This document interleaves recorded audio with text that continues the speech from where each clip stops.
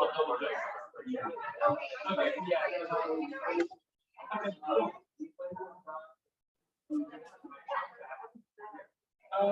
Yeah, right in the middle of the week, so.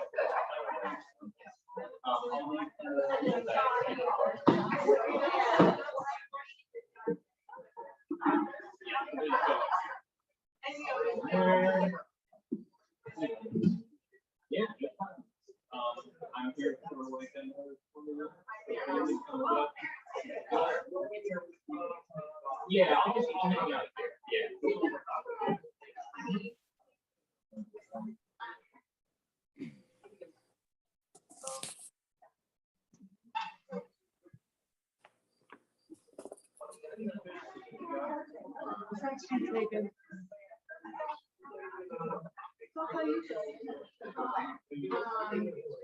So essentially, I did just a guide the conversation. No problem. Just double check you guys are okay. The Zoom wise, everything seems okay. Okay, Yeah, cool. I don't know if this is the best way to do it, but this is how we've done it in the past, where we have this one kind of capturing the video and audio, and then I'm managing the Zoom link Oh. over here. It Is that- actually looks, considering what it is, it looks all right. It's just something we made up in a Yeah, minute. we do have, I'm pretty sure it's all up and functional as of a couple of weeks ago. But we do have the in-room stuff. So if you guys are doing something like this in the future, we can certainly, make it look even nicer maybe. Oh, So that's great. yeah, I it's didn't all like know that. USB up at the podium. So Fantastic. We tried not to like advertise it widely as Zoom available, but there were a couple of people that had asked, if we could make it available for them. But in the future, there's like a better way to do this with better yeah, quality yeah. than what was in there. So the cameras are a nice thing. Yeah. The best thing about it for what you guys are doing here, especially with panels and stuff, is the mics in the room, so the booth like at the podium and the handhelds and stuff Yeah. are all the Zoom call. So it's like you're not relying on, Oh, mics. Yeah. this is the best news So ever. I'm surprised Dave didn't mention this to you, but I guess if you didn't say you were doing a Zoom thing or anything like that, would probably. I didn't give him a lot of details, honestly. It's not his fault. I was just kind of like, sure. it's somebody talk. Yeah, definitely. So, oh, that's great to know. Because we are going to have another couple of things in this room. We do like one podcast. Okay. So maybe for the next one. Yeah. Let me give you my email address. And you can just reach out to me whenever you want to have a little run through.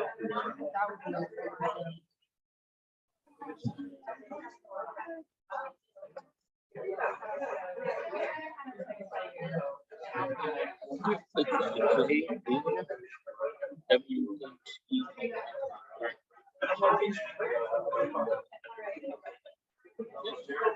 At WCPA.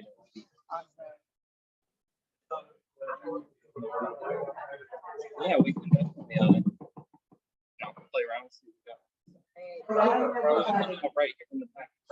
Can you hear me? Should be good to go. Okay, So much for being here. Oh, peace of mind. no problem. All right, let's go ahead and get started. It is 7:04 and we're already 4 minutes behind schedule, but that's okay. We're gonna make it up. Thank you all for coming today for the Chester County Climate Plans and Progress panel discussion. We have a jam-packed agenda and a lot to talk about. Just sort of, rules for the evening. There's some exits in case you need to leave out the exits. I think the restrooms are out that door and around the corner. Panelists, please use your microphone. And if anyone cannot hear a panelist, just start leaving. Like that. Great. So who am I, right? My name is Courtney Finneran. I have been a resident of Westchester Borough for close to 30 years, and I came here for school. I actually am a graduate of Westchester University. It did not look like this in '99 when I attended here. I have a science degree in biology with a minor in geography, and I work for an engineering firm, so I feel really comfortable in this specific science and engineering building. I got my start in local environmental issues working for the Earth Group.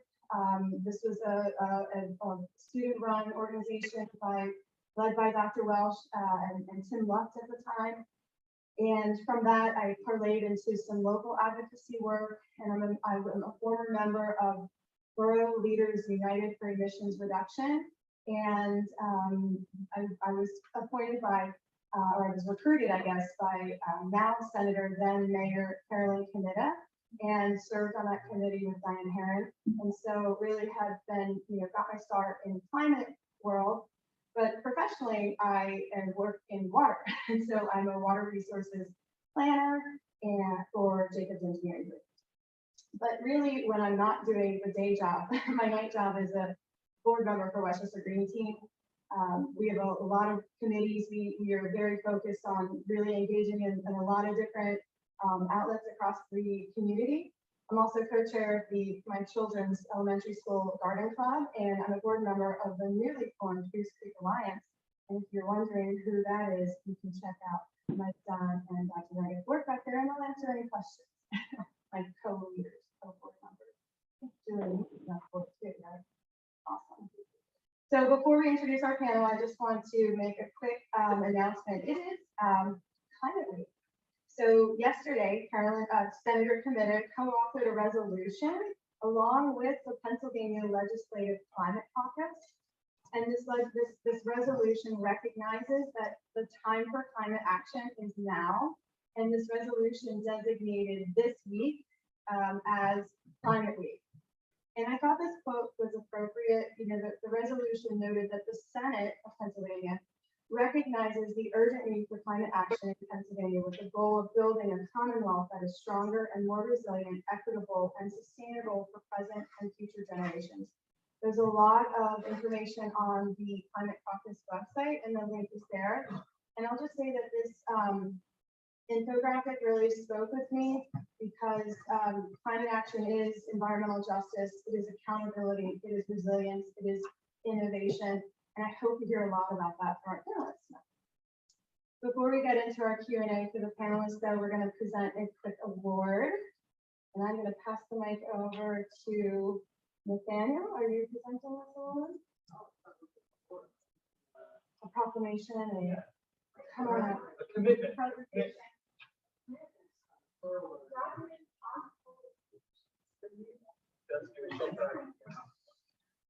Thank you so much, Courtney. My name is Jessica Carteret, and I'm grateful to be here in person with you all tonight.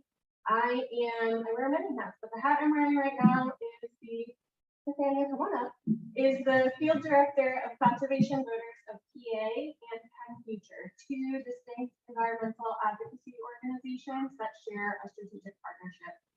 And years ago, when I came into Chester County and started working on environmental advocacy, Nathaniel and I quickly noticed how many great groups are working on environmental advocacy here in the county. And we worked with local volunteers to start the Chester County Environment Alliance, which is a loose coalition of 30+ groups working within the county to protect our environment. We meet 3 times a year. And 2 years ago, when we had a new slate of environmentally friendly Chester County commissioners elected, we knew this was an opportunity to push forth action at the county level. With whether it's the climate crisis, the plastics crisis, we need to be working at every level of government and society to tackle these problems together. So over the past 2 years, member groups of the Alliance have been working on what's called the Common Environment Agenda. And it is a document that we wrote together that covers a comprehensive list of environmental issues across the board: water, open space and development, clean energy, transportation, public health and toxins, consumption and waste, and resiliency. And it has 18 group signatories of this really comprehensive document that we are excited to present to Commissioner Josh Maxwell and his colleagues, and we're excited to work together moving forward to implement these solutions together. So I'm happy to email you the rest of the document because it's environmentally friendly. That's just an introduction. It is a nice 40-page document full of exciting solutions to work on together. So, yeah.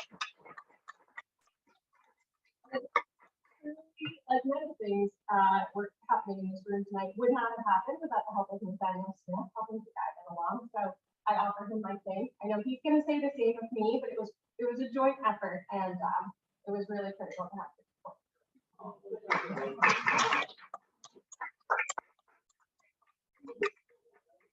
You can respond if you like, but we don't anticipate you to do it before now. So, but we appreciate. We're excited to work with you. All right. Thanks. But you know, cooperation is what it's all about. And when groups work together, we have enormous impact. But what's happening tonight, I think, is not 3-5 years ago. The county is really becoming the center of environmental action. Everybody up here is part of it. So very exciting time to be welcome to nature, part of the overall plan. So, side note, I met Nathaniel when I was a senior at Westchester University, putting on my first like Earth Day event. And so that's how I got sort of like hooked into the environmental world. So I always have a soft spot for him. So, and presentation board, I meant presentation agenda. Great. So, we're going to talk about our panel and introduce everyone. So tonight's panel really is a pretty amazing cross-section of advocates and doers in our county. These folks are working at all levels on this critical issue of climate change. I'm going to ask each panelist to take a couple minutes and introduce yourself, provide your name, your role, and a couple sentence overview of who you are for the good of our audience. So we'll start down here with Josh. Me?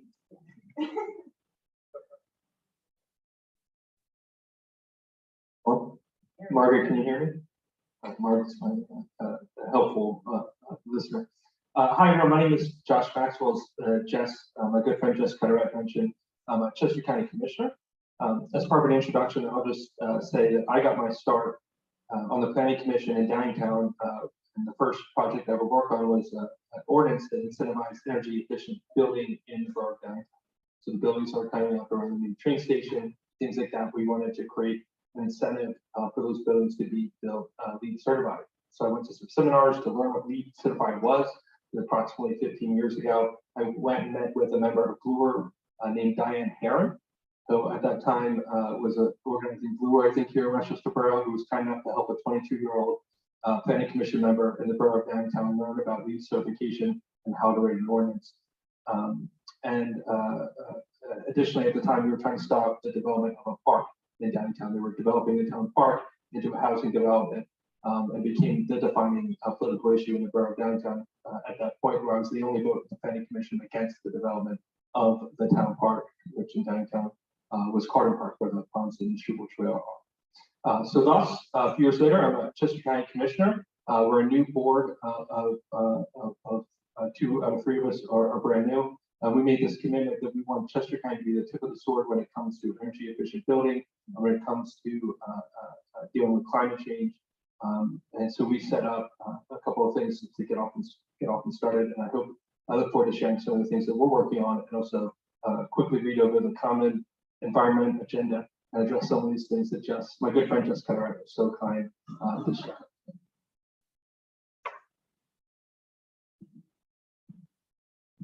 Good evening, everyone. I'm Rachel Griffith. I'm the Sustainability Director at the Chester County Planning Commission. And so I've been in this role for about 6 months now. It's a new role in the Planning Commission. And prior to that, I was a Trails and Open Space Planner, also with the Planning Commission, working on multi-use trail plans and open space coordination with lots of different partners. But as a sustainability director, my primary role is to help implement the county's climate action plan, which is both for county government within our own departments and also within the greater community and working with all of the organizations that many of you represent. And in my ample spare time, I volunteer on my Township Planning Commission, and I'm on the board of the Phoenixville Area Time Bank, an organization I care a lot about. And I, love to be out in the environment that we are all trying to protect. So, thank you all for being here tonight.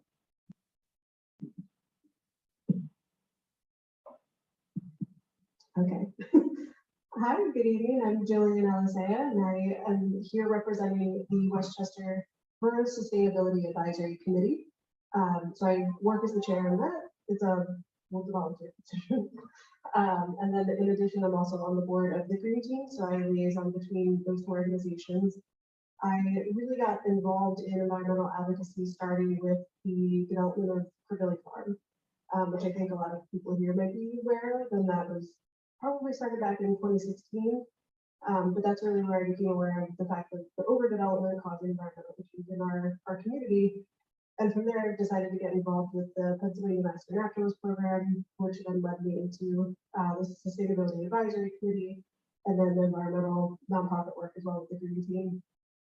In my day job, I do marketing for an engineering company that really is focusing on a lot of different industries, but we do help with benchmarking in energy and water consumption in the manufacturing processes for manufacturers in the United States. So we're bringing a lot of insight with data to kind of all of the resources that are used in the products that we buy and how those are manufactured here. So it's definitely been a nice way to kind of bridge some of my volunteer work with what I get to do on a day-to-day basis. But yeah, just a little different focus.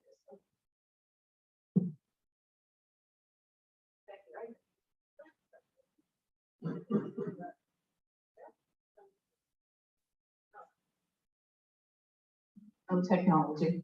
Hi, everybody. I'm Dottie Ice-Dewey. We're going a little out of order here on the panel. We almost got it right, but we're just off here at the end. I am currently the Associate Dean of the College of Business and Public Management. This is a relatively new role for me. Prior to starting this position in July, I was actually still am a professor of planning in the geography and planning department. I've been here at Westchester now for 18 years, but I will tell you, I think of this as my second career. That's how old I am. My first career, I was actually a professional land use planner in the Philadelphia region. I worked in the Philadelphia region and New Jersey. And I, for about 3 years, actually worked for Tom Comita. So I had the honor of being able to work with Tom and Senator Comita, who worked in the office at the time. And at the time when I was in that position, he actually wrote the, I don't get the name wrong, but the Urban Center Revitalization Plan for Westchester Borough. So that would have been, I don't know, 21, 22 years ago. And it strikes me now as we're talking so much about climate. I don't think we mentioned climate at that time. We were using the terms environmental sustainability, but I don't think climate had even gotten into the planning vocabulary yet. But I think I'm going to bring maybe a little different perspective to this panel tonight. A lot of the research that I do, I try to draw from my professional experience, and I look at land use planning practices, gets fairly narrow, of local municipalities, mostly in suburban areas. So I have some research that I can draw on, but I'd like to share as we move to some of the perspective of what local municipalities can do. They have a big role, as you all know. So that's a little bit of my background. I won't be able to get back on. Good evening, everyone. My name is Bradley Flam. I'm the director of Westchester University's Office of Sustainability. I've been in this role for about 5 years now. a little bit more than that. And we are a small office in terms of staffing on campus, but I like to think we're kind of a mighty office. My colleague Amy Maxey is sitting right here. If you haven't met her, please say hello to her afterwards, because a lot of the success of the work we do is because of the work that we do together. And the work that we do with the University Sustainability Council, which is a volunteer organization of students and faculty and staff that really provides guidance and leadership that our office is able to build on. My personal background, I have academic degrees in city and regional planning, and I have long been very interested in sustainable transportation systems. I'm able to do a bit of that work here at Westchester University, but of course, the Office of Sustainability has responsibilities in lots of different areas. And my background touches on many of those areas. I think I beat you for careers, Dottie. I think I've had 3 or 4, but I have been an academic, I've been a Peace Corps volunteer, I've worked for the UN World Food Program, I've been an environmental advocate, I've been a private consultant, and all of those things I think have informed the work that I'm able to do here at Westchester University. So with that, I'll end and pass it back to Courtney. Great. You guys did a better job than I. Tonight, I have prepared some questions for everyone, and I plan to ask most of the 5 of you the same question, but given that we don't really want to be here for like 2 hours, I figure maybe we can do like 2 to 3 respondents per question. If there is someone on the panel who really wants to answer, just raise your hand or make eye contact with me, and I'll know that you're up. I am going to ask everyone to try to limit your response to about 5 minutes, 3 to 5 minutes would be good. I know it can be challenging. This is an exciting topic. And then at the end, I will take questions from the audience. And so if you have, something that you want to ask, just, make a note. All right, so this first question is for our County Commissioner Josh. Please describe some key activities you and your organization are undertaking in order to advance climate-related plans and policies. Thank you. And I just want to, in response to the first question, thank all of you for being here. Westchester always comes out for environmental issues, and it's become a hotbed to have these discussions and thus make people like me smarter, and in doing so make the all of Chester County benefit from the good ideas that come out of the borough of Westchester. Westchester Green Team is a great example of that. And I really strive to have a strong working relationship and no barriers between the environmental activists in Chester County and Westchester and our county government. We have folks from Conservation District or conservation voters on the board of our community, and a lot of folks in here are very generous with the time and reaching out for ideas that they have. And I hope we get an opportunity to get to some questions, because every time I talk to rooms like this, I get a lot smarter, and I appreciate it. So I'm going to be massive. First politician ever to say that. The 2 things that we've done: one, reference to 5-year reference again, and that's our climate action plan. We adopted a climate action plan year 2 of our new government.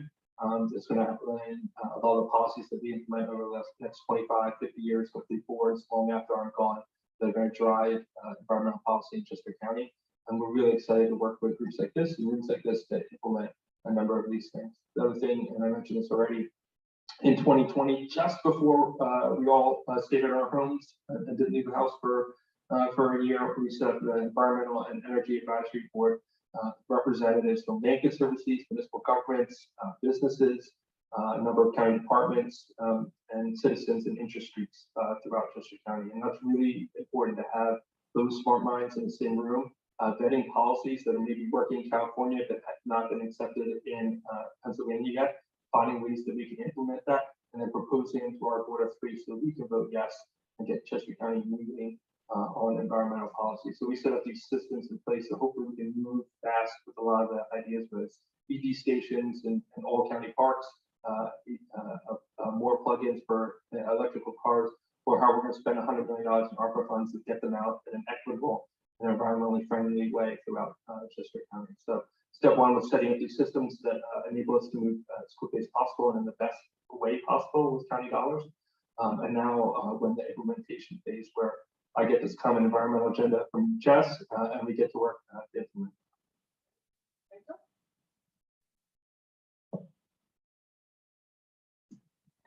So, you know, Josh talked about the climate action plan and the environmental and energy advisory board, and those are really great frameworks with which we work. But our environmental and energy advisory board astutely noticed that you really need someone to help implement the plan and actual staff people. And so the county commissioners hired me as a sustainability director. And in the planning commission, for the first time, we created a sustainability division. And because of that, even though we're a small division, it sort of creates a home base and a point of contact for all sorts of organizations and people in the community to look to the county for leadership. And so now it's up to us to provide the leadership. But I think just having that framework and the structure in place in which we can take on these issues, in which we can be a convener of these groups that are all working on such great projects and share resources with one another. I think having that that function in the county level of government just works really well to coordinate sort of between the state and the local governments. And so, like I said, just creating that structure, I think, is one of the biggest actions that I think will help the county implement the climate action plan and lots of other environmental projects.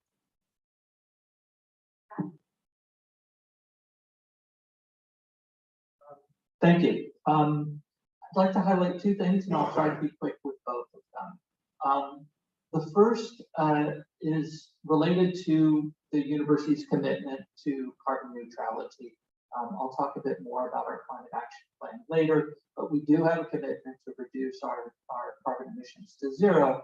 And the basic strategy we're using is a fairly well-known one of trying to reduce our demand for energy with energy efficiency projects like those that went into the design of the building that we're sitting in right now. We're looking to convert much of our energy demand to electricity.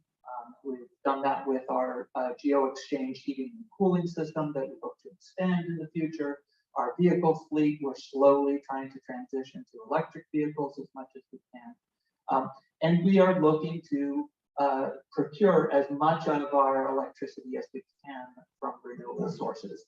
So we're working with partners within the state system of higher education and with an engineering and energy efficiency group that we work with at Penn State to identify how we can eventually procure 100% of our electricity from renewable sources. We're not there yet, but it's something that we are working towards, that we are crossing our fingers and working hard to make happen. The second thing I want to emphasize is that we are an educational institution and we have a strong commitment to education. And one of the most important things that our Sustainability Council, with the support of our Office of Sustainability, but really it's the council that created it, is what we call our Brandywine Project. It started as an effort to help our faculty teach each other to bring concepts of sustainability more fully into their teaching. And over time, we have expanded the model so that we're also working to train our staff to do the same thing in the work that they do. And we now have Brandywine student workshops as well. So our commitment to carbon neutrality and our commitment to the educational mission.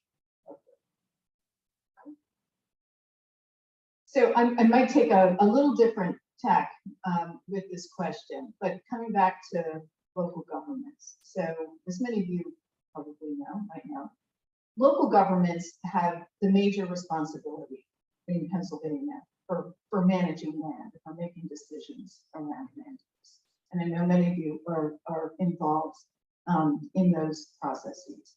So local governments have a number of tools at their disposal to be able to address issues related to climate, both climate adaptation and climate mitigation. And I'll just to give a little larger context to some of the work that you do. We recently did a study where we surveyed all of the municipalities in Pennsylvania, not the cities, but the townships, the boroughs, and the one town, and asked them a whole range of questions about land use. It was really a survey of land use practices. And there was an update from a study that was done in 2000. So we're trying to sort of capture, from what was happening in 2000 to 2020. So I'll ask a question. So one of the questions we asked is, do you have a climate action plan? It was a pretty good survey. We had over 800 responses. So we had almost a 35-ish% response rate. Anybody want to venture a guess on what percentage of local municipalities in Pennsylvania have climate action plans? On a percentage basis? Did you read my study? No. You got it, 2%. 2%. Now we also asked the question, do you have a sustainability plan? Then it rises to 4%, but a very, very small percentage. So the work, and if you map, where it's happening, it's mostly happening in this region. We asked the same question of counties, and we had almost an 85% response rate from the counties. Say, how many do climate action planning? It was a little bit higher than that. It was about 7%. But again, almost entirely in this region. So it's work that's very unique. Now that sounds interesting, but on the flip side, we also asked municipalities, did they have stormwater management plans and did they have floodplain? Did they do anything around floodplain management? And in that case, it was 75 to 80%. So they're doing the work to address the issues related to climate without calling it climate action planning. But anyway, there are a number of tools that local communities have, and some of the research that we do is trying to see, which ones are being utilized. And without getting into all of the details, the big story is there's not a one size fits all. It depends on the nature of the community, the development patterns, the history, the political will. And there's really so much that goes into it. So on the good news is the tools are there. The not so good news is they're being very unevenly used across Pennsylvania.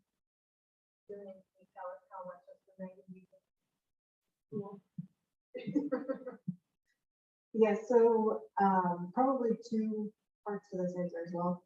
The first would definitely be around energy management. I think we've all kind of touched on this because it is just such a large use of resources. And, most recently we went through an energy benchmark of the borough itself. One of the key things that we were able to take away was that an overwhelming majority of the energy usage in the borough is the wastewater treatment plants. So now we are involved in an audit, we're able to start looking at ways to reduce the energy consumption because it was found that it actually wasn't for processing. It was related to heating some of the buildings in the winter months. So that actually caused almost a tripling of the energy usage for, I think, at least half of the year. And it's not actually energy that you need to be spending. So that's just one thing that has come out recently that we're able to kind of make some actionable management of. And then maybe some people are aware, but we've been working with the Council of Governments. It's about 8 different local municipalities who are involved in trying to get together to kind of create more purchasing power, to get a purchasing power agreement for renewable energy for the Westchester area. And this would be for municipal buildings. And it's a large undertaking. There was a consultant group, the Cadmus study that was completed. They gave a lot of really good recommendations for ways to go about doing this. And it had just started getting put together when we had quite an upheaval in the energy market this year. But I think it shows that there is potential for these municipalities to work together to make sure that we're all kind of using the leverage of greater purchasing power together to be able to make some strides and put in stipulations like the fact that we want these renewable projects to be locally sourced. So we're not, you know, buying credits that are actually happening out in Iowa, or, you know, a project that sounds great on paper, but maybe, you know, it's just kind of a transfer of some of those rights. We would actually be funding hopefully new projects within either Pennsylvania or the Maryland area as kind of our extended region. And then additionally, I think another way that we're making some good progress is by working with the other EACs. So we've had some summits where we've gotten together to discuss kind of what initiatives would make more sense to look at a regional level. And this has been able to spread awareness for programs like we're doing with the sustainable storefronts, which was, you know, limiting plastic bags in a way that was kind of more the carrot than the stick when we kind of ran into some legal challenges through COVID. And we're able to see that that program was able to extend all the way to northern Chester County and then over into Delaware County as well, and into Montgomery County. So we have multiple municipalities who are reaching out, they're interested in the program. And so if they don't have that political will to implement something like an ordinance with a fee and, you know, proposed ban, they're able to offer some to help businesses kind of make that maybe initial push to get some good marketing. So it's been very encouraging actually to see municipalities that maybe you would think would struggle with political will find kind of those common threads where it's maybe not mentioned as a climate change initiative, but they recognize that they have problems in their municipality that are important to them, and they're able to combat that in a way that is maybe a little bit more politically, or maybe less divisive. So encouraging. So moving on to the second question, and I think Rachel, I would be answer first. Curious, does the county have annual targets or specific goals and other metrics by which you can measure your impact of your project? Yes, there are. So actually, in the climate action plan, which is our main project, as you know, implementation tool, there are a number of metrics that are listed that were developed by the committee that was helping to prepare the plan. And some of them the county already tracks for a variety of other things, including our comprehensive plan, which we have metrics for to track the implementation. But some of them were not already being tracked, and they were sort of a wish list of things that we would like to be able to track, but we didn't actually know if there was good data, how often the data was available. So this summer, we actually worked with a grad student who it was her capstone project at Penn to work with us to fully flesh out the metrics. And so we've changed a couple things, but we've really identified the proper data sources to be using, how often the data is available. And so we will be measuring things like the total solar kilowattage that's installed in Chester County on an annual basis. Total number of electric vehicles and charging stations, both within the whole county and within the county fleet and on county property. We're also going to be doing a big analysis on tree cover to hopefully advance how much of the county is covered in forested land. And so we'll be doing a GIS analysis using data from the Chesapeake Bay Conservancy. And so some of these will be available on an annual basis, and some will be every 3 to 5 years based on how often the data is available. But we are hoping to be able to publish the first round of baseline data, which will be for 2021, the year the plan was adopted, later this year.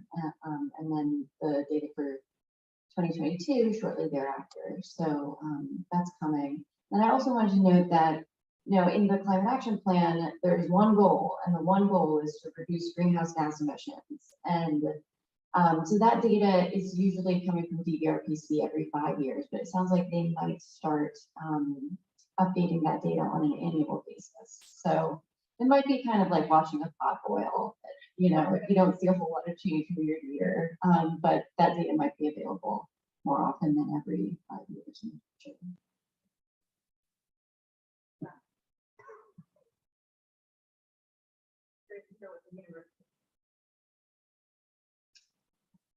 Well, I mentioned we have a climate action plan. That document dates back to 2013. And in fact, we are in the process of updating it right now.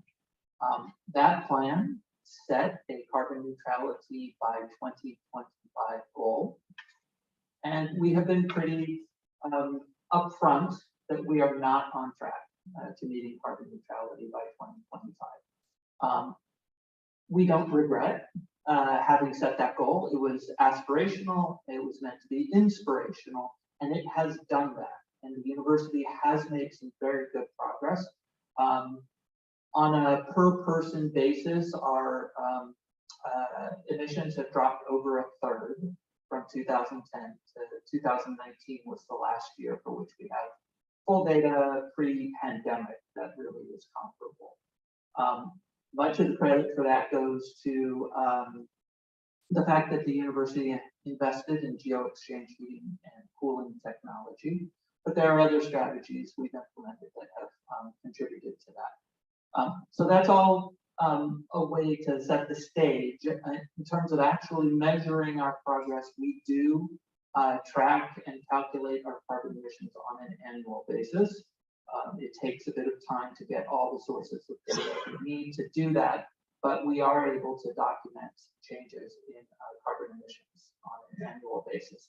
On a biannual basis, we participate in a national, international program called the Sustainability Tracking, Assessment, and Reporting System, or STARS for short.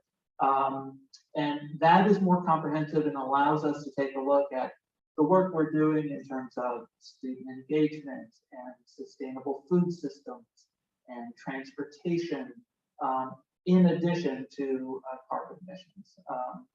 We've been happy that we've achieved what's called a silver status in that. Demonstrates that we have made good progress over the years. We won't be submitting again until 2024, and I'm not making any predictions yet as to what we'll get at that point.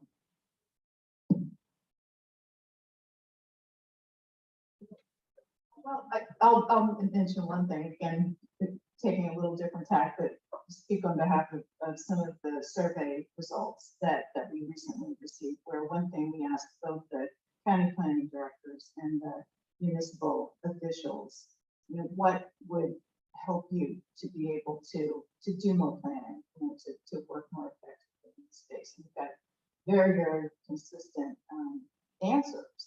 They said basically it's a lack of training on the part of local elected officials, excusing, you know, those that are in the room that are quite enlightened, but it's often the elected officials and appointed officials, planning commission members, who are making these decisions and planning, particularly climate planning. It's a technical endeavor. It's also a political endeavor.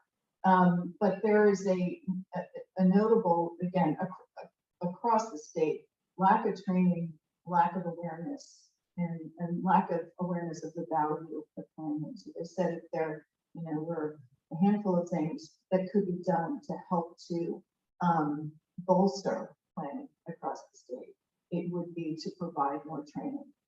Interestingly, or maybe not interestingly, Pennsylvania does not require any amount of training for elected officials and appointed officials in planning. Many other states do, and many other states in very conservative areas do require some amount of training, but it's not required in Pennsylvania. And so that's something that a lot of planners at the state level have been for years advocating for, to, again, just help to bring more capacity to local planning.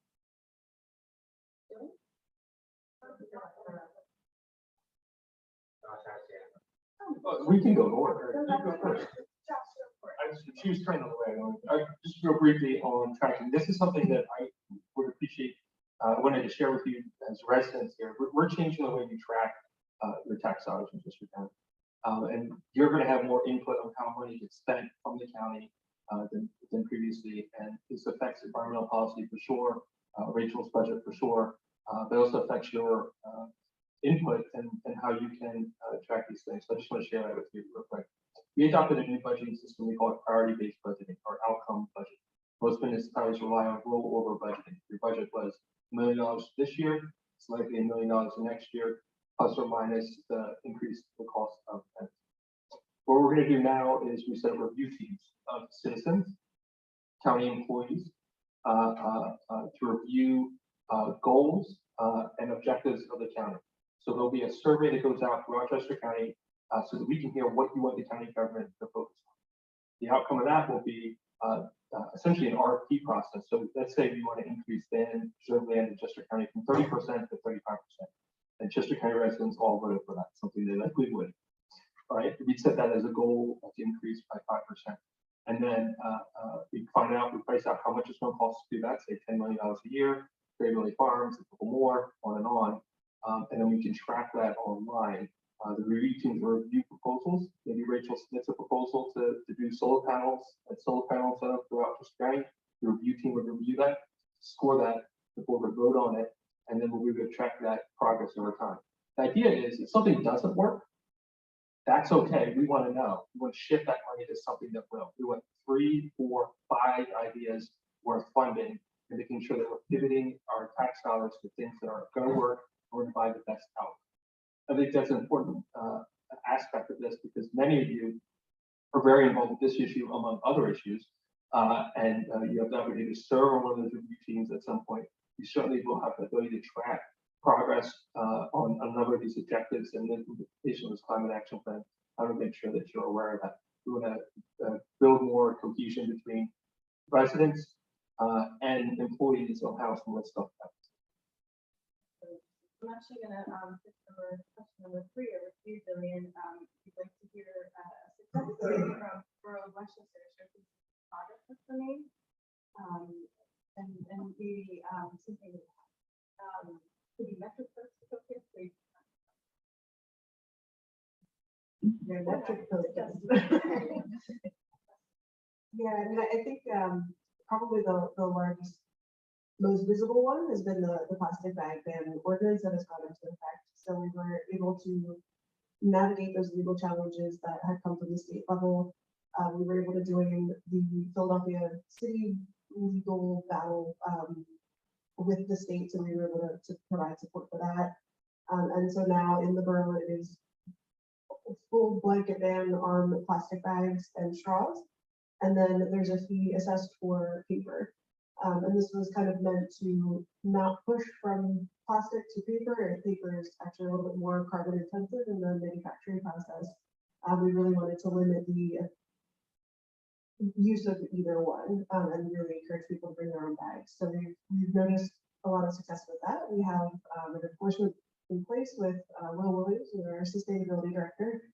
And you can always submit non-compliance in rating basically on our website, and we can go in and just make sure that the merchant first and foremost is aware of the ordinance. We have had new businesses pop up, and sometimes they're actually just not aware.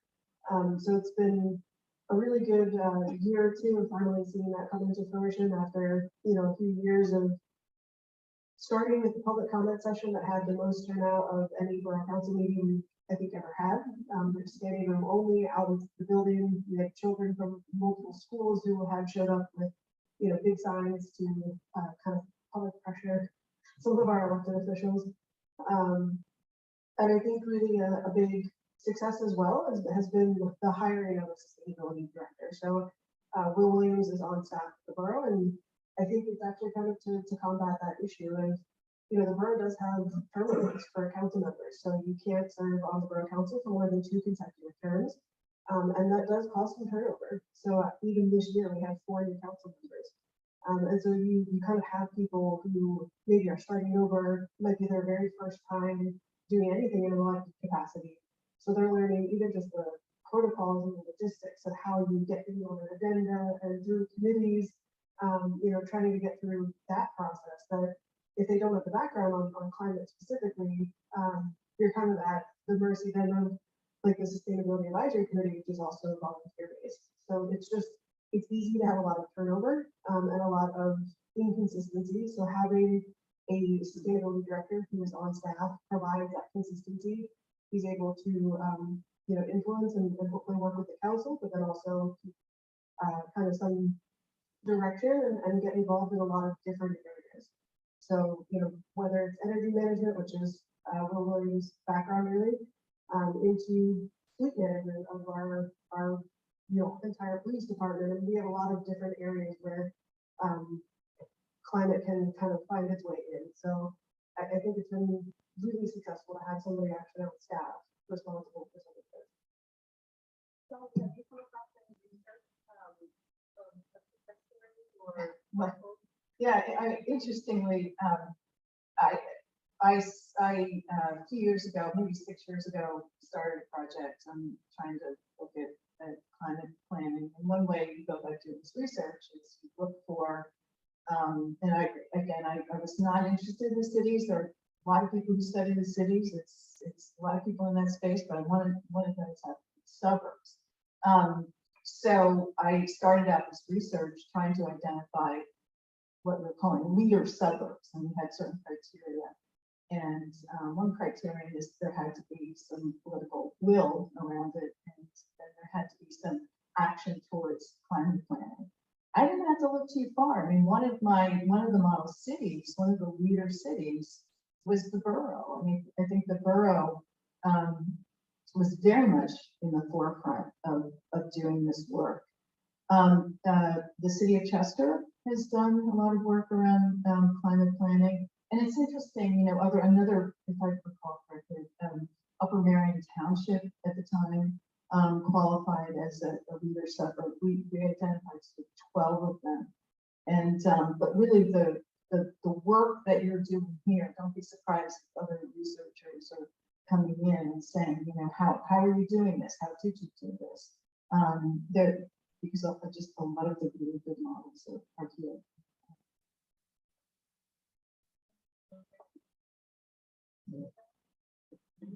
I mentioned earlier the university's investment in geo-exchange heating and cooling, and that really is one of the most successful efforts the university has made to reduce carbon emissions. But not only have we significantly reduced our carbon emissions, by switching to geo-exchange, we were able to stop consuming coal. Some years we consumed 7,000 tons of coal, combusted it, as well as thousands of gallons of heat oil, which were used in the boiler plant that used to exist. By eliminating that heating oil and that coal consumption, we significantly reduced air pollution emissions coming from that boiler plant. And by being able to decommission that plant, we were able to demolish it and free up that space for the building that we're sitting in right now. Finally, by having invested in the system and now having expanded it to cover over 50% of building space on North Campus, almost 2 million square feet of building space on this campus is heated and cooled this way. It is setting us up to expand that system over time so that a higher and higher percentage of our building space will be heated and cooled with this energy efficient and relatively low carbon mode of heating and cooling. And I know the town shared a lot of great stories. I'll be brief. There are couple things that we did, I think folks should know about. One, we entered into a PPA, MOU with every other suburban county in Southeast PA. We did that pretty early on, about a year and a half ago.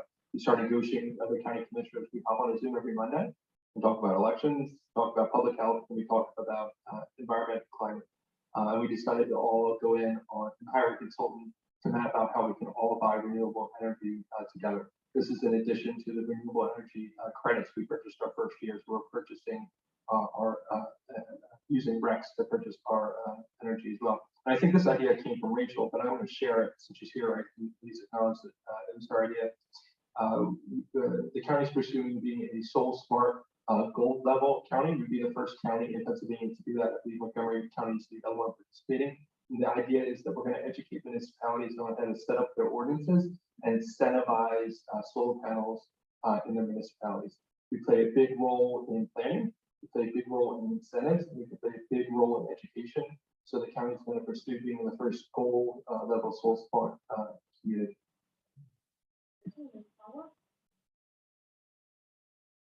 Sure. I just wanted to note that this isn't often thought of as a typical climate solution, but you all probably know that for a long time, like 30 years probably, maybe more, Chester County's really been a leader in smart growth. And the way land is used and how we develop has a big impact on greenhouse gas emissions, among lots of other things, quality of life, environmental health, things like that. And because very early on, as the county was really just starting to develop, maybe not just starting, but before it was, you know, too far gone, I'll say, the county did a couple things. One, it really acknowledged that incentivizing growth and also making our urban centers and our population centers where there is existing infrastructure to handle population growth more livable, more attractive places for people to live. I think that, so they developed a program, a funding program for our urban center municipalities for infrastructure improvements, streetscape improvements, things that would just generally make the built environment in our urban centers more attractive for people to live. And then on the other side of that coin is the open space program, and that we, you know, do not want to see development, you know, sprawling development in places where there is no infrastructure, and where people would have to drive everywhere to get to anything they need to go to. And so because of those land use choices and because they happen relatively early, I think a lot of greenhouse gas emissions have been avoided because of those land use decisions. I'm gonna have you answer the next question, actually. I'm really interested to hear from the county perspective if there are any initiatives that might be neglected. Well, we could reframe it as opportunity. Yeah, something I'm really interested in is sort of like what makes Chester County special and what might our sustainability program highlight that maybe other counties aren't. And one thing that comes to mind is agriculture, that we've got a ton of agriculture here. We've got really successful agricultural businesses. And a lot of that is the mushroom industry, indoor agriculture, which is pretty intensive in its energy usage. And from what I've heard, you know, the farmers are under increasing pressure to show the sustainability initiatives that they're doing on their farm and their property. And so finding a way to help the farmers be more sustainable, incorporate more renewable energy on their properties, or practice, you know, even better soil management than they're already doing, water quality improvements, things like that.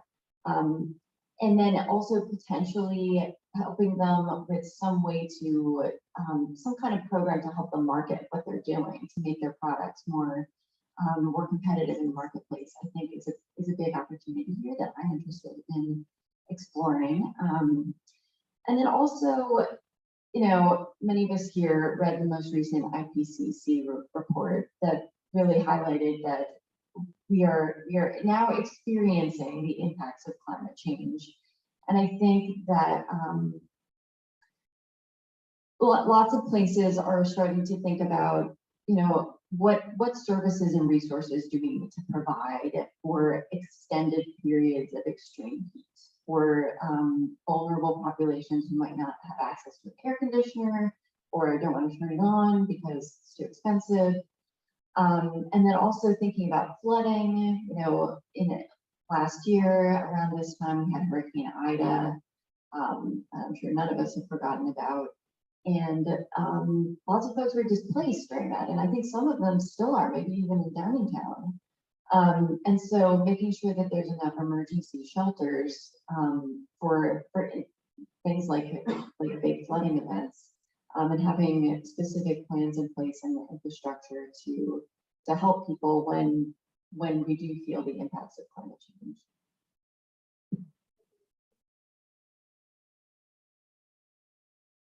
I'm gonna build a little bit on what Rachel said. When we talk about environmental issues, or when I think about environmental issues, I think about the communities that maybe lack the access or lack the capacity to go after the government funding they need to address that issue. I happen to be the DBRPC vote for Chester County right now, so I get to be Chester County's vote on planning for Southeast PA and negotiate with my colleagues. And I made an impassioned plea before the last tip, which is the list of projects we have funded in Southeast PA and South Jersey for Coastal to get SEPTA regional rail. And mentioning that our community experiences the most poverty, the SEPTA train station, SEPTA train stops 1 mile short of our Overlay City. And if you were in Montgomery County, Norristown didn't have a train stop, and if you were in Delaware County, Chester didn't have a train stop, and if you were in South Jersey, and Camden didn't have a train stop, you would see how unconscionable that would be. But for some reason in Chester County, it stops 1 mile short. So we're going to start advocating for getting public transportation dollars and getting a lot of this government funding that's coming in to Chester County, whether it's ARPA, whether it's infrastructure, whether it's stormwater, into communities that are experiencing the most flooding and have the most need. A lot of those folks aren't going to be able to, or might not understand, and I might not understand how to apply for some of these renewable energy credits for things like windows, things like upgrades to homes. Some of these folks are senior citizens.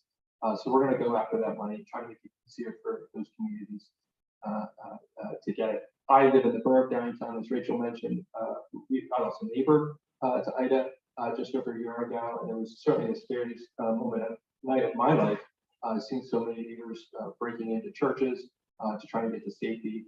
And it was just terrifying. And the streets like Mary Street or Brandywine Avenue, or in Coastal and Olive Street, or in Avondale, and an apartment building predominantly occupied by people in the Latinx community, folks who work in the mushroom farms. Those were the buildings, those were the neighborhoods that got the most flooding. Those were the houses that absolutely got destroyed. So when we have a lot of work to do. Those folks, with as expensive as houses are in Chester County, there's not a whole lot for these folks to go. So we need to make sure we're prioritizing that state, that federal money, and our county dollars into protecting those communities and making sure that we're going to where they are and expecting them to come to us.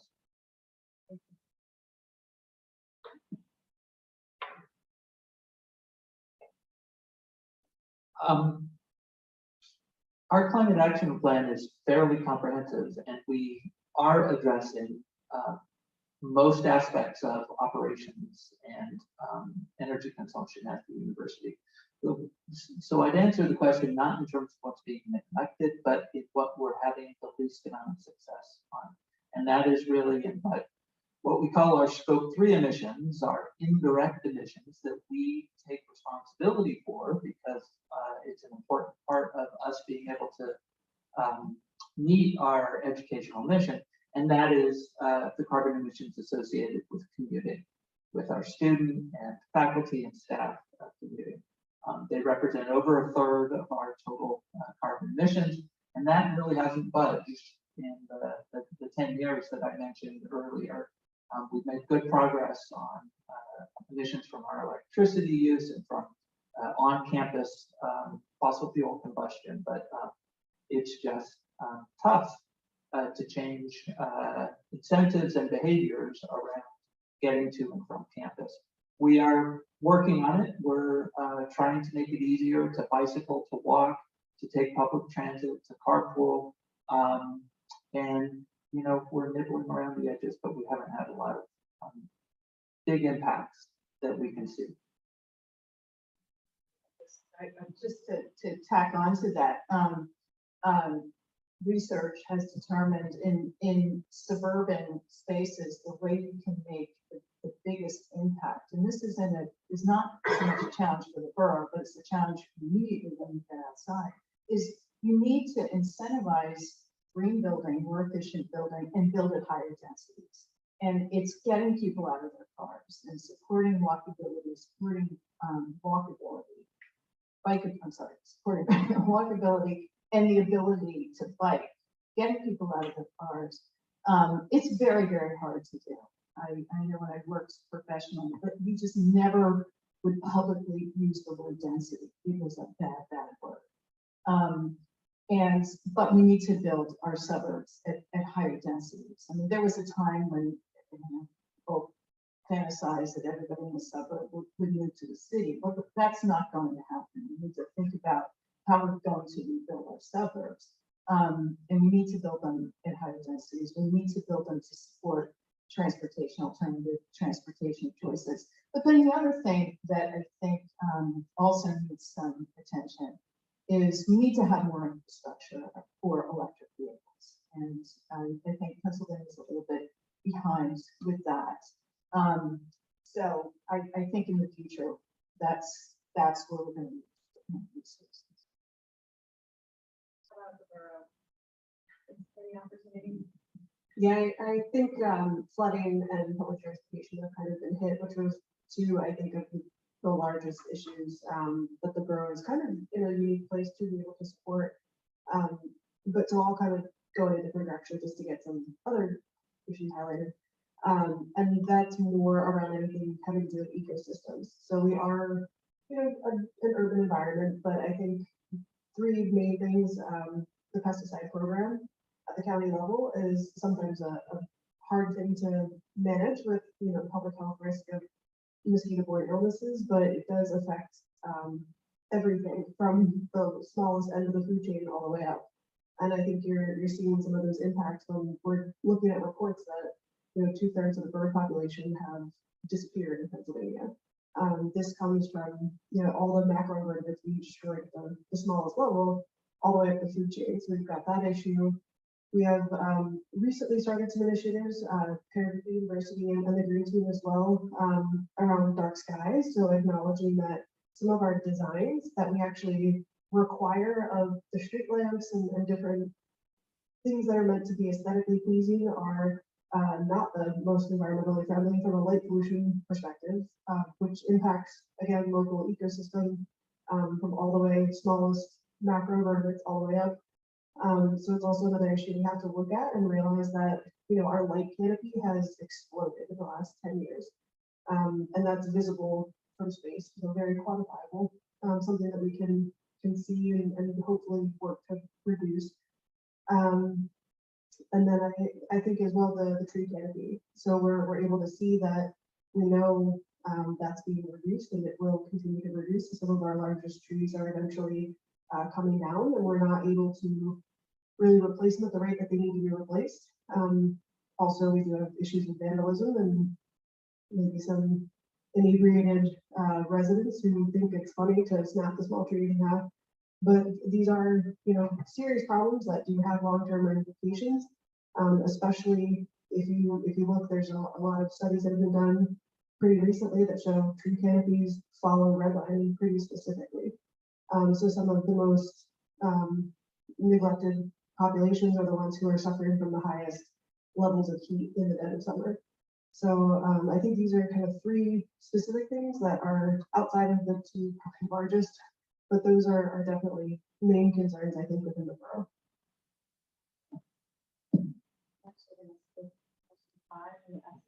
Time and wrap it up with our question. And let's start with Josh and with you answering the last question first. Where do you see viewing organization in about 20 years? We're thinking long term here, and what progress do you think will be made in that time? I think 20 years is a long time in this. I think we're going to move, the next 5 years should be faster than the last, we're getting more done the next 5 years than we've done in the last 20 on environmental. I think that, I mean that culturally, not just the government or the county. This is on the tops of people's minds. We have the opportunity to leverage some of what we've learned through IDA, inflation, gas prices, into a larger financial commitment and incentives for people to do some work here. So I think we'll be at least 100% electric in 20 years as a county. We've already starting plan to implement EV stations in all county parks and county buildings, so that we can scale up from there. The county's going to continue to grow, and we'll make sure we're growing in the right way and growing in an energy efficient way.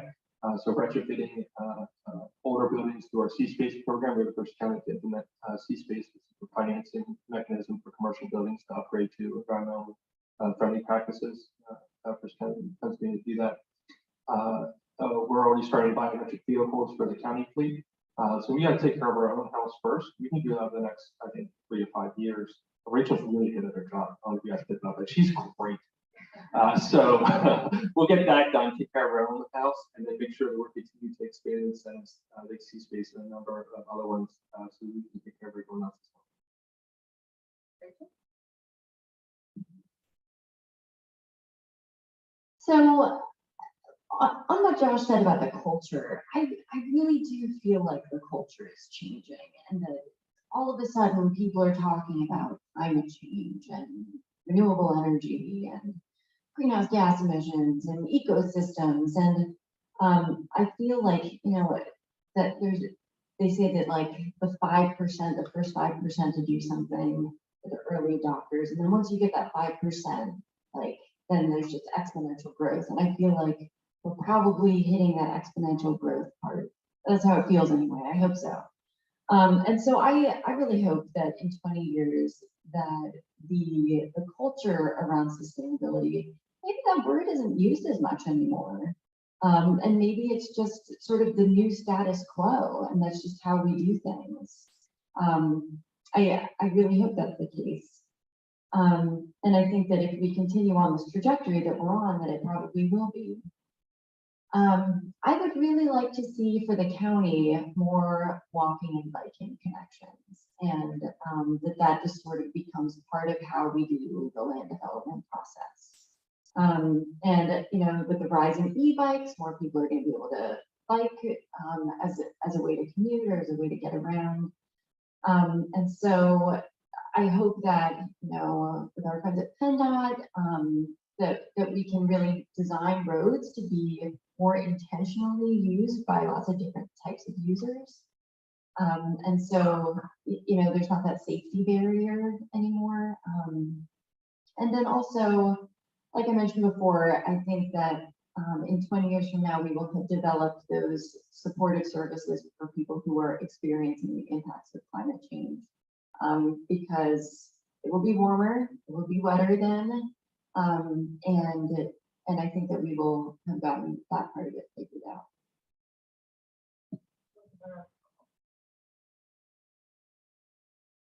So kind of building on the cultural aspect, I think the reason that the borough has been such a leader in this space is the fact that there is political will here. And I don't think that comes from just elected officials. That really has been a grassroots from the ground up movement here. The green team has had an essential role in that, but I do think people here understand that it's important. And I think the more people become aware and educated of what's going on, it's a lot harder to deny. And so when you have that, your politicians can do whatever the people want to see. And so I think in 20 years, hopefully, like Josh said, we are in a totally different place where we've met a lot of the goals that we've set for ourselves. And hopefully we're at a point like where we are kind of right now with some of our building review, for example. We have a checklist of environmentally friendly items that builders can be looking at to make their building maybe a little bit more sustainable. And we actually have to redo that checklist now, because so many of the things that were the forefront 10, 15 years ago are actually pretty standard at this point. Having LED light bulbs is not, you're not leading the charge at this point. So I think that's even just a good way of seeing that we've had that progress. And we're actually at a point now where we have to revise that and update it for what now is the more environmentally friendly, going above and beyond what the land development is necessary. So I think that's a good goal, hopefully, and we'll be well past where we are now. Yeah, okay, a few final words here. I'll give the optimistic view, looking 20 years. I'd love to see a place where there's required training for all elected and appointed officials around planning, and more just awareness of the value of planning. And I will share, kind of connecting into something Rachel was saying, share one other really interesting finding that was a little surprising that came out of the survey. We asked, and we independently surveyed in these municipalities and the county, but we asked a similar question that related to kind of levels of trust, perceived levels of trust between individual municipalities and their neighboring municipalities, and trust between municipalities and the counties, and the extent to which this was potentially an impediment to planning. And when this question was asked in 2000, about 30% of municipalities indicated a real distrust of the counties. Again, this is 30% across the state. With the recent survey, that number was really low. It was about 6%.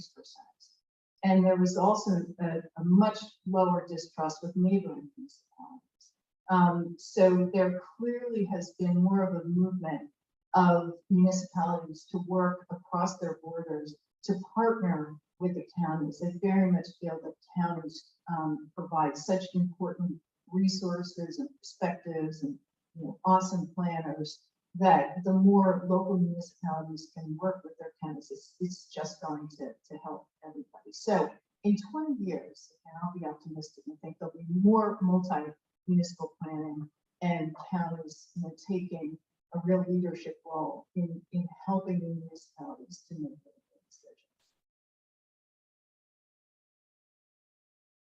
Yeah, I have to admit, Courtney, I found this question a challenge. I think in terms of the carbon emissions reductions that I've talked about in my responses this evening, I think the university has strong potential to achieve its goals in terms of our combustion of fossil fuels on campus, reducing those in terms of procuring electricity from renewable sources, and significantly bringing down our carbon emissions. I do think we're going to be able to achieve that.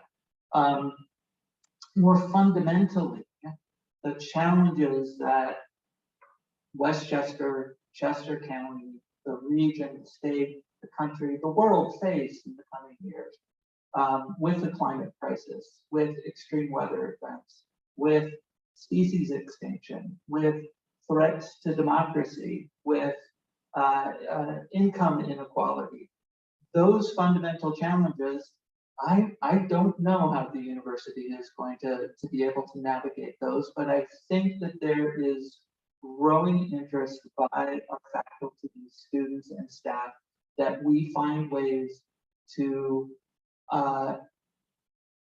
be a source of inspiration for dealing with these significant challenges. And that's going to mean our curriculum looks different. It's going to mean that the way we do residential housing on campus and transportation and food systems may have to change in ways that we can't even predict at this point. So I'm kind of punting on the question because I'm not quite sure how we're going to be able to respond to those, but I think there's a strong demand that we find ways to navigate them. Well, thank you all, each and every panelist, for your candid and honest responses and your time. And let's just give a round of applause.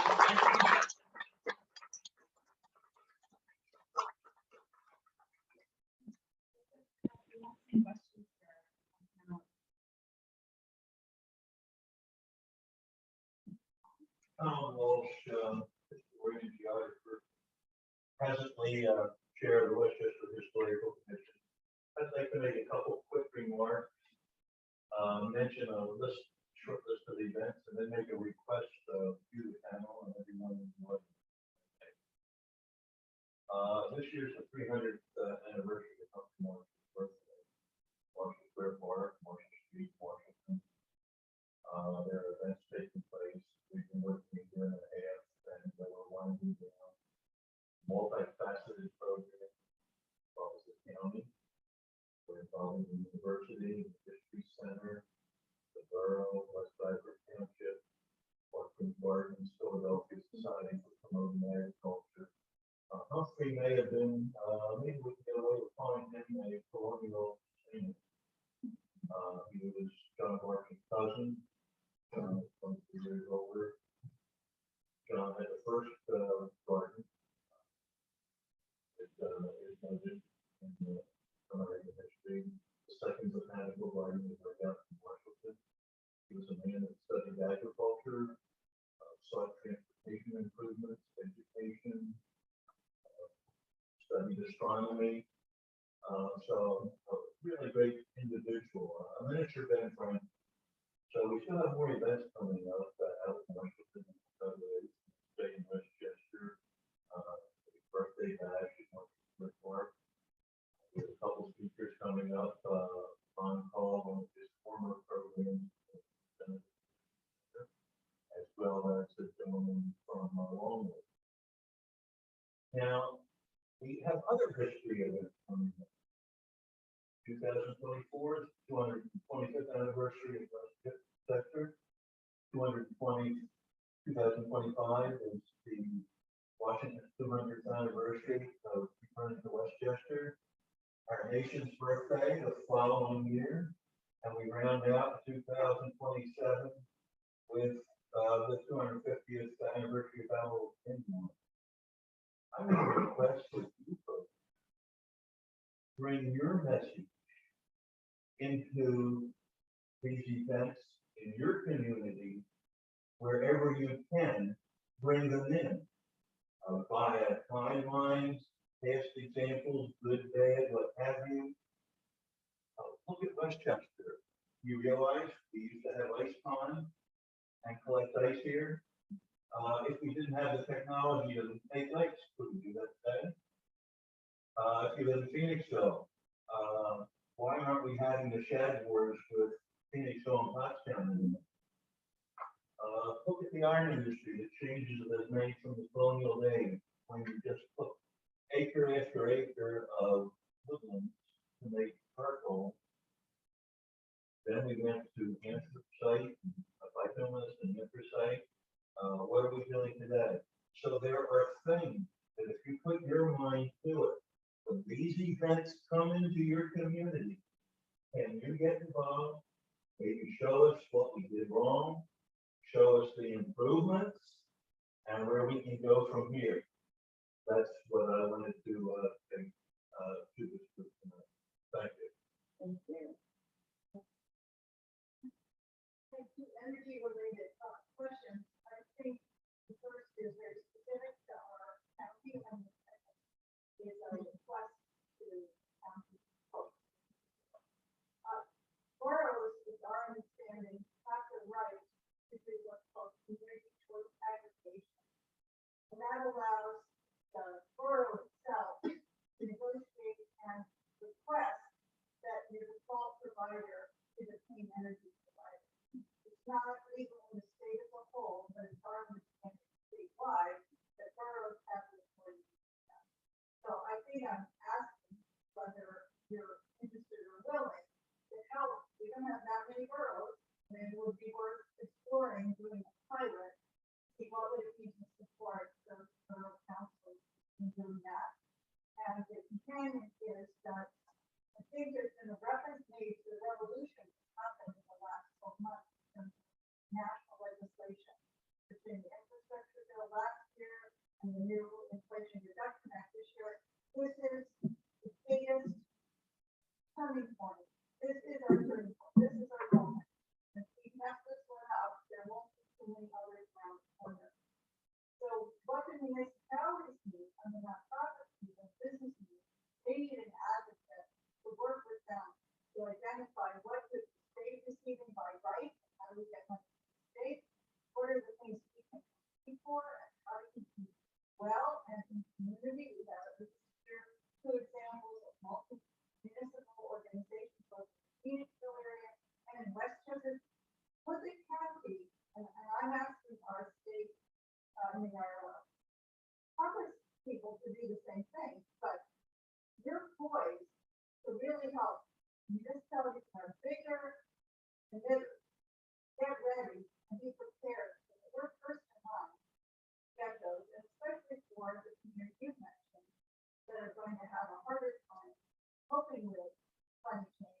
How can we make sure those housing developments are first line for the individual grants that are coming down for families? But this is like a scramble. So we need your help. So I'm wondering what you've already thought about and what we want to encourage you to move in that direction.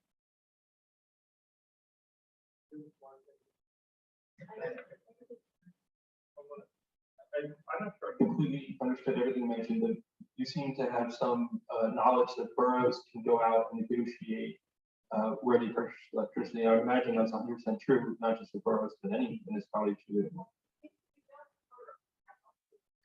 Well, I was mayor of Downtown for 10 years, a borough, and I would imagine that we could go out and do that while the county can make a decision for Westchester Borough or South Coastal Borough or Medina Borough or Oxford Borough, any of these things. We certainly can share information with them on doing some of those things. As I mentioned before, we did a PPA with, we're interested in buying clean energy as a region in Southeast Pennsylvania, all of our counties. And there might be an opportunity once that gets set up to have municipalities in Chester County buy into that.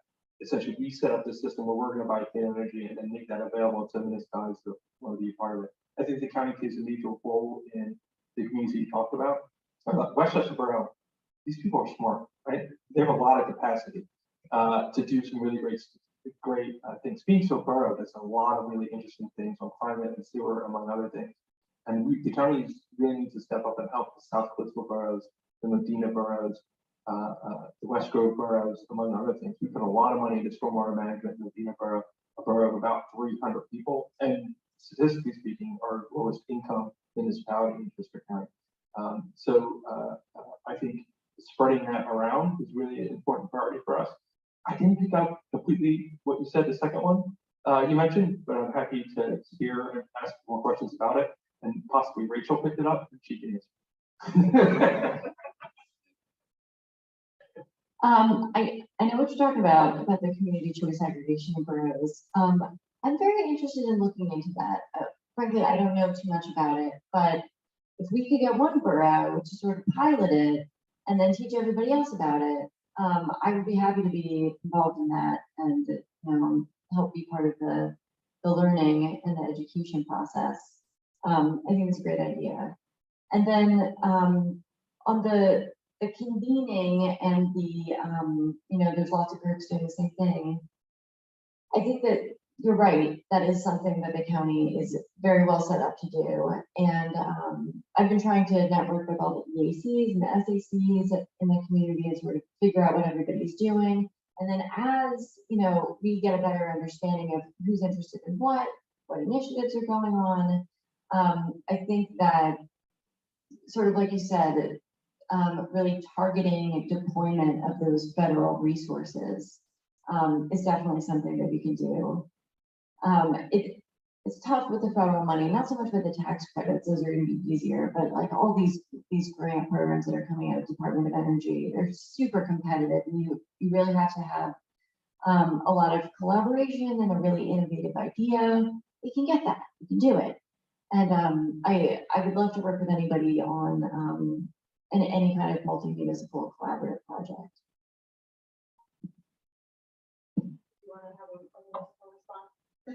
Yes, so that has come to the attention of the SAC as well and the borough, and I think this is definitely newer of a concept.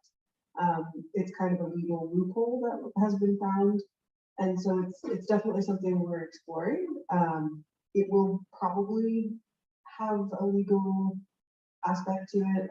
There might be some challenges there, and so it's probably not going to be a linear path forward, but it's definitely something that we're exploring. I wasn't quite sure how we wanted to bring it up tonight, but that's definitely something that I think the Sierra Club had brought to our attention. And so as we are looking into these purchase agreements for the borough energy usage, being able to extend it naturally to the residents would be an incredible opportunity to reduce the overall cost for everybody involved in that.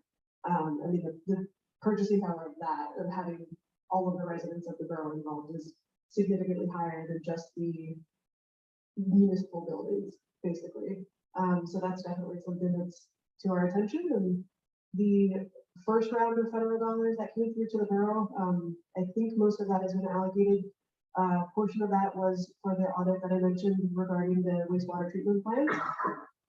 Additionally, we were able to purchase a new street sweeper, which is something that's required for us to maintain storm water management with the DEP with that program. So even just some of these things that were kind of naturally on the borough's list of things to do, that federal money was able to help support, even though there was, a tax-based reduction during COVID. So that was helpful to make up some of those gaps. And I believe now that the newest legislation is approved, I'm sure there's probably going to be some additional trickling down of some of that money that we'll be able to figure out the best ways to allocate that.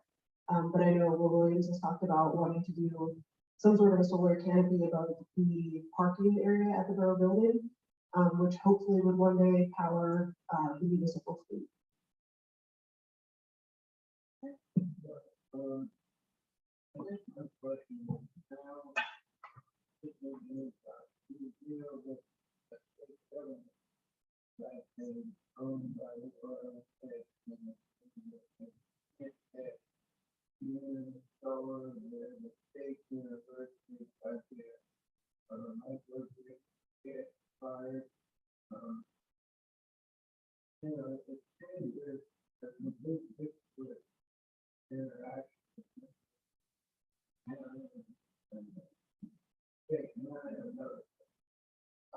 We're blessed. Like I was mayor of for 10 years. We had attract every dollar. We're talking middle class, lower middle class community. We had to save up to replace that bridge. 20 years from now, we need to save a little bit out of the budget every single year to replace the bridge. Chester County, I know our revenue is going to increase next year based on our property values and based on our population growth. Most counties in Pennsylvania don't grow anywhere near what we do from a property value standpoint. So we have an opportunity here to find and do creative things on environmental things on our own without going through federal or state issues. Now, the county is majority funded through grants, either through health or human services or things like that. And then we get to do other stuff, right? With the tax dollars we collect locally. And that's things like, well, Rachel. So we're going to be able to expand these things and do more every single year without having to go to the state. We apply for every single grant that's out there and try to bring that tax money home. And there's no reporters here. When we were talking about the $30 million we need to get septic at Coatesville, we haven't spent $1 of the $100 million beyond ARPA. It's just the state should be paying for that anyway. But in reality, we haven't spent $1 of our ARPA money. We're going to announce tomorrow about $35 million in expenditures, the largest investment in mental health crisis response in Pennsylvania. There would be an enormous, close to $10 million to do a mobile crisis unit so that we can get people into help and not prisons. We'll discuss that tomorrow at a public meeting. But we do have the ability to do a lot of things and hopefully get some followers as we create some of these programs.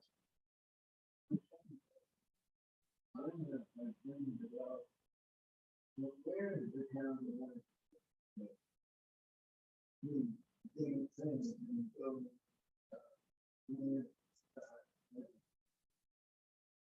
I'd be happy to maybe get your card and maybe share information. I can hand the microphone to Rachel if she has some ideas on that, but I think that might be a private conversation with the two of us. Perfect. I can't wait. I'll just say on the green development thing, I mean, I'm thinking about ordinances at the local municipal level, and that's it's more of a stick approach than a carrot approach. But there are certainly some things that are being done to incentivize. I'm not sure, the type of development that you do. But I was just talking to somebody earlier about the Altair Eco Village in East Pikeman. So that's you. Yeah, that's awesome. So things are happening, from pressures like from developments like yours. And we are seeing a lot of improvement in municipal ordinances and protection of natural resources, and sort of incentivizing the green building practices. The green building part, I think, has a long way to go, but it is there's definitely movement on it. We have time for one more question. Brian Hutchinson, I'm with the East Coast Sustainability Advisory Council. I have a couple questions, one for Rachel, but I'll wait until the morning when you're here. My question for Brad, right? Sorry, I think we all should applaud the university for all of the planning that they've done over the and this long period of time. You know, all oil, salt, thermal, really applaud it. That's taken, I can't imagine how long, very long process. Take a lot of time. My question for you is, does the university, now that it is sort of ramped up its electrifying usage, does the university then sort of buy racks or on the building market, subsidize brown power?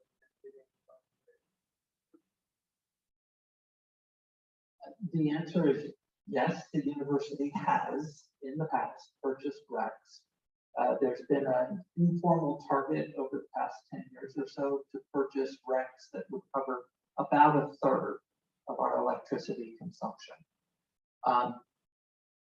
I'll be honest, in this most recent year, because the cost of RECs has increased so high, we did not purchase any RECs for this past year. And that's a conversation that we're going to have moving forward.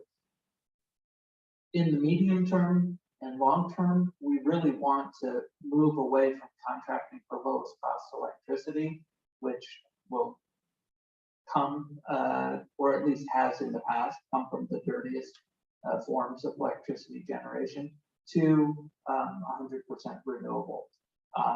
We are looking into collaborating with some of the other universities in the state system of higher education so that we can put out a request for proposals for a power purchase agreement with a larger level of demand to get a cost that would hopefully come as close as possible to the more traditional brown power contracts that we've had in the past.